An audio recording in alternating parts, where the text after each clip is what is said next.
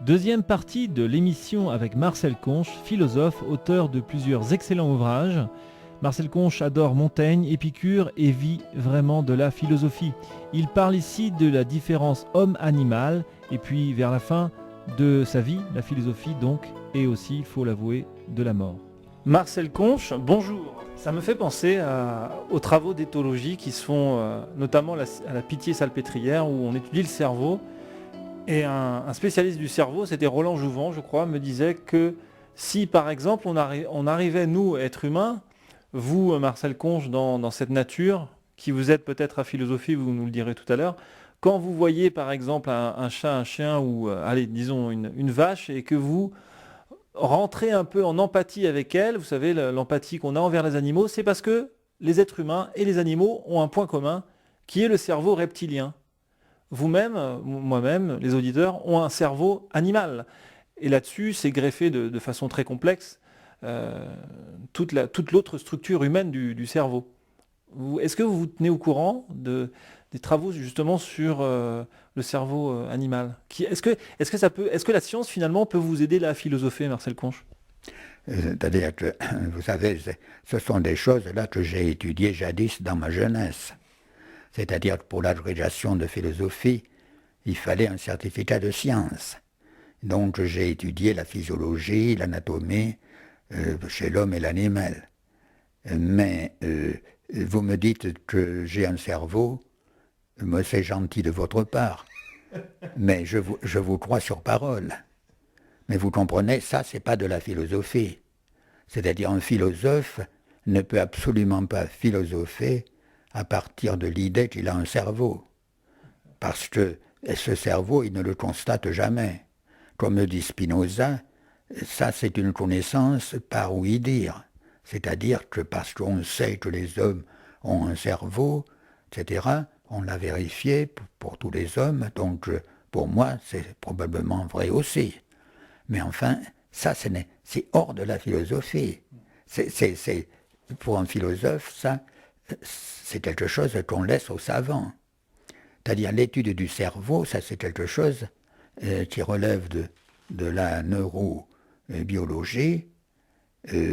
Pour moi, je me suis intéressé à cela lorsque j'ai fait le certificat de psychophysiologie, par exemple, et je m'y suis même intéressé de près, puisque celui qui dirigeait le laboratoire de psychophysiologie de la Sorbonne à ce moment-là, qui était Paul Fraisse, voulait me prendre comme assistant, alors que je venais juste d'arriver à Paris. Et là, j'aurais eu tout de suite un petit salaire. Cependant, je lui ai dit, écoutez, monsieur le professeur, je m'excuse, mais je me suis voué à la philosophie et je ne compte pas du tout poursuivre des études scientifiques. Je laisse cela à d'autres. En ce qui me concerne, j'ai ma vocation que je vais suivre jusqu'au bout. Et cette vocation, eh bien, en ce qui concerne ce que vous disiez sur l'empathie, moi je ne crois pas du tout à cette empathie où j'aurai une empathie vis-à-vis de ce qui se passe dans l'esprit de la vache. Hein. Non, moi, ou des chevaux. C'est-à-dire que si peut-être que les jockeys ont une intuition du cheval, c'est vrai. C'est-à-dire qu'il est certain que les jockeys, qui sont des vrais athlètes, n'est-ce pas, vous savez, hein, c'est-à-dire qu'il faut être fort pour être un jockey. Alors, ils ont une habitude du cheval qui fait qu'ils ont une perception singulière de chaque cheval, de leur cheval. D'ailleurs, Émilie avait une perception singulière de son cheval frappeur. N'est pas un jockey, Émilie. Non, c'est une personne que j'ai beaucoup admirée, que j'admire toujours. Elle avait, oui, elle aimait son cheval frappeur et certainement, peut-être en effet, avait-elle une empathie pour frappeur, oui, après tout. Et vous savez que les chevaux aussi connaissent, savent ce qui se passe au-dessus d'eux. Hein. Ils arrivent à connaître en quelque sorte aussi le jockey. ils sentent des choses que nous, peut-être, nous ne sentons pas. Mais bon, ils ont... Ça, je l'admets volontiers. Oui, je le pense aussi, oui. Mais enfin, il n'en reste pas moins que si on revient à la question de la différence essentielle entre l'animal et l'être humain, la première chose, c'est la pensée.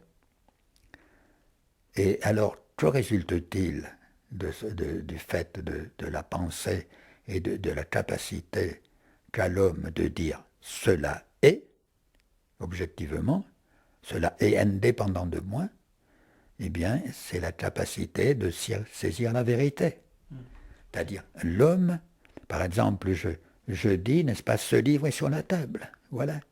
Eh bien, c'est un jugement vrai.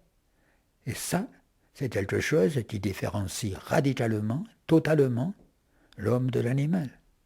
Et le corrélat, maintenant, de la vérité, c'est la liberté.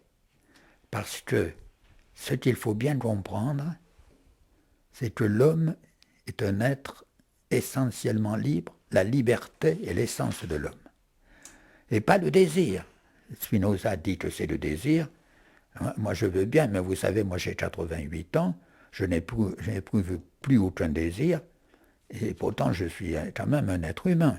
Donc le désir est quelque chose qui me paraît tout à fait inessentiel. Mais au contraire, la liberté est l'essence de l'homme. Pourquoi ? Parce que si l'homme n'était pas libre, eh bien, il ne pourrait pas saisir la vérité. Parce que quand je dis « ce livre est sur la table », si mon jugement, ce livre est sur la table, était déterminé automatiquement par ce qui se passe dans mon cerveau, et que je prononce ce jugement de façon fatale, comme si j'étais un perroquet, alors par quel hasard se trouverait-il être vrai ? Il est vrai parce que je dis ce livre est sur la table, parce que je vois que le livre est sur la table. Autrement dit, il n'y a que la vue de la vérité qui fonde ce jugement, mais pas du tout une causalité psychologique, cérébrale, biologique ou autre. Je ne nie pas, bien entendu, la nécessité du cerveau, parce que je vous accorde que j'ai un cerveau, voyez. Et quel cerveau, Marcel et Marcel Conche, quel cerveau. Mais là, tout à l'heure, à Beaulieu sur Dordogne, là, quand on est allé prendre un panache, vous m'avez dit la mécanique quantique. Un panaché, pardon. Vous m'avez dit la mécanique quantique. Mais là, je pourrais vous dire, vous connaissez sûrement l'expérience qui consiste à expérience de mécanique quantique. Hein. Quand on regarde un livre, il est sur la table, d'accord. Quand on tourne le dos au livre, il est toujours sur la table.